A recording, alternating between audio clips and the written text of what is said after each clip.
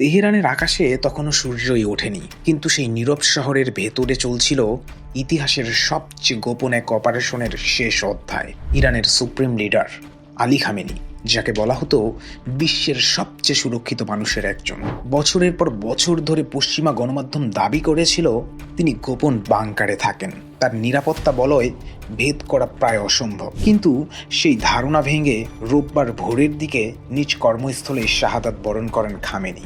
একই হামলায় তার মেয়ে, জামাতা এবং নাতির মৃত্যুর খবরও নিশ্চিত করা হয়। প্রশ্ন একটাই, কিভাবে খুঁজে পাওয়া গেল ইরান সুপ্রিম লিডারকে? অভিযান সম্পর্কে অবগত একাধিক সূত্র জানিয়েছে এটা কোনো তাৎক্ষণিক সিদ্ধান্ত ছিল না। মার্কিন কেন্দ্রীয় গোয়েন্দা সংস্থা সিআইএ কয়েক মাস ধরে খামেনির অবস্থান, চলাফেরা, যোগাযোগ ব্যবস্থা এবং নিরাপত্তা রুটিন পর্যবেক্ষণ করছিল।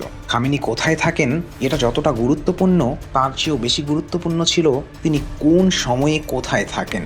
বারবার চেষ্টা সত্ত্বেও সিআইএর মিশনগুলো ফেল করছিল।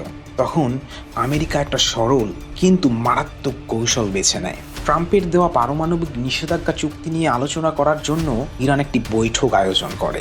সিআইএ জানতে পারে সেখানে শীর্ষ পর্যায়ের একটা বৈঠক অনুষ্ঠিত হবে, যেখানে খামেনি নিজেই উপস্থিত থাকবেন। নিজেদের নিরাপদ ভেবে একই কক্ষে একই সময়ে একত্রিত হয় সবাই, আর এটিই হয়ে দাঁড়ায় নিখুঁত টার্গেট। যখন সবাই ভাবছিল নিরাপদ, তখনই হামলা চালানো হয়। খামেনি সহ ৩০ জন শীর্ষ কর্মকর্তা একসাথে ১ মিনিটেই নিহত হন। এটি কোনো নতুন কৌশল ছিল না।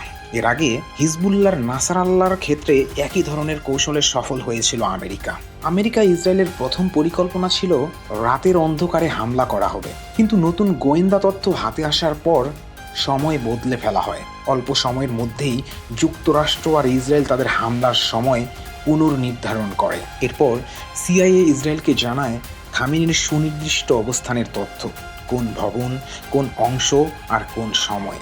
ইসরায়েলের প্রতিরক্ষা সূত্র জানায় তেহরানে একাধিক স্থানে একযোগে হামলা চালানো হয়। একটি হামলা ছিল সেই কমপ্লেক্সে যেখানে খামেনি সহ রাজনৈতিক ও সর্বোচ্চ নেতারা উপস্থিত ছিলেন। শুধু সেখানেই নয়, পরবর্তী ধাপে যেসব স্থানে গুরুত্বপূর্ণ গোয়েন্দা কর্মকর্তারা অবস্থান করছিল সেসব স্থানেও হামলা চালানো হয়। এই অপারেশন শুধু সামরিক ছিল না, এটা ছিল গোয়েন্দা তথ্যের নিখুঁত প্রয়োগ। ইসরায়েলি এক প্রতিরক্ষা কর্মকর্তা দাবি করেছেন ইরান যুদ্ধের প্রস্তুতি নিচ্ছিল, তবুও ইসরায়েল কৌশলগত চমক দিতে সক্ষম হয়েছে। এর মানে দাঁড়ায় ইরানের সর্বোচ্চ পর্যায়ের নজরদারির মধ্যেও গোপন কোনো দুর্বলতা ছিল, যারা ডাবল এজেন্ট হিসাবে কাজ করেছে।